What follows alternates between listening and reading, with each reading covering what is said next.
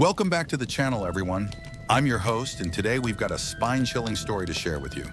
If you love a good scare and enjoy eerie tales from around the world, make sure to hit that subscribe button and turn on notifications so you never miss a terrifying story. Tonight, we're going to dive into a creepy legend from one of the most hauntingly beautiful places on Earth, Greece. Nestled between its ancient ruins and deep forests, there are stories that make the hairs on the back of your neck stand up. This is a story you won't soon forget, the legend of the lurking shadow of Mount Parnassus. Now, if you've ever been to Greece, you've probably heard about its stunning landscapes, ancient ruins, and beautiful islands. But there's a side to this land that tourists rarely see. Deep in the heart of mainland Greece lies Mount Parnassus, an imposing, jagged peak that towers over the landscape. This mountain has always been seen as a place of mystery, steeped in legends of gods, spirits, and things darker.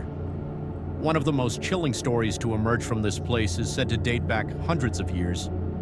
It involves the spirits of the ancient Greek warriors, the Spartans, who were said to roam the mountain, guarding a dark secret. Some say they never left the mountain, cursed to wander in search of vengeance for an ancient betrayal. Picture this: the wind howling through the pine trees, the moon barely visible through the mist, and the sounds of footsteps that aren't your own.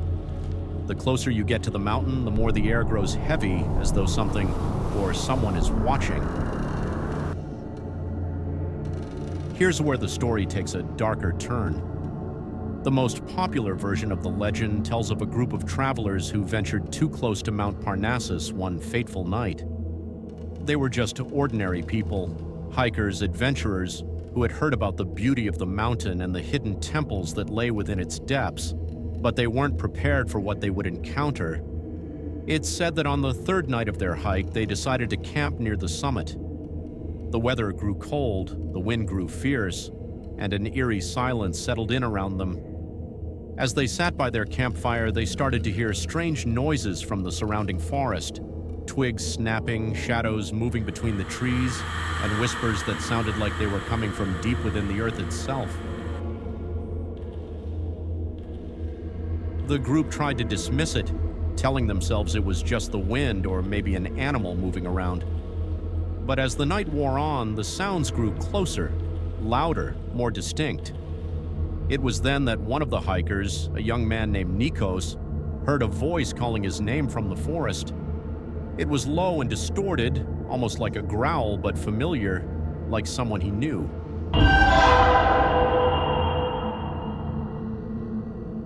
Nikos, against his better judgment, stood up and walked toward the sound. The others shouted for him to come back, but it was as though he was in a trance, unable to stop himself. With every step he took toward the trees, the air grew colder. His breath became visible in the freezing night air, and then, when he reached the edge of the forest, he disappeared into the mist.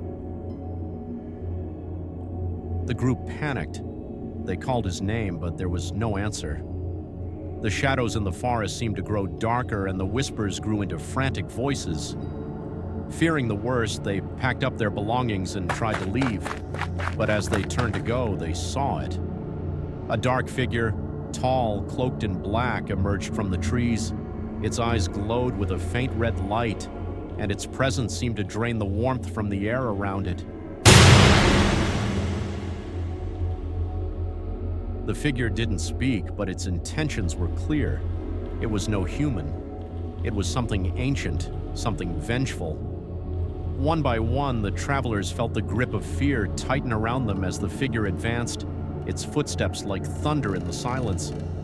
And then, in the blink of an eye, Nikos reappeared, his face pale, his eyes empty, and his voice not his own. He screamed in agony, but it wasn't him speaking. It was a dark, otherworldly voice, warning the others to leave the mountain, or they would suffer the same fate. The travelers, terrified, ran as fast as they could, but it was too late. The figure had already cursed them.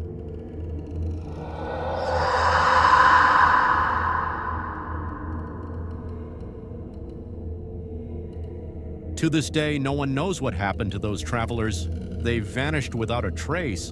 and some say their souls are trapped on Mount Parnassus, forever haunted by the vengeful spirit that lingers there. The locals believe that the mountain itself is cursed, and that anyone who tries to uncover its dark secrets will meet the same fate.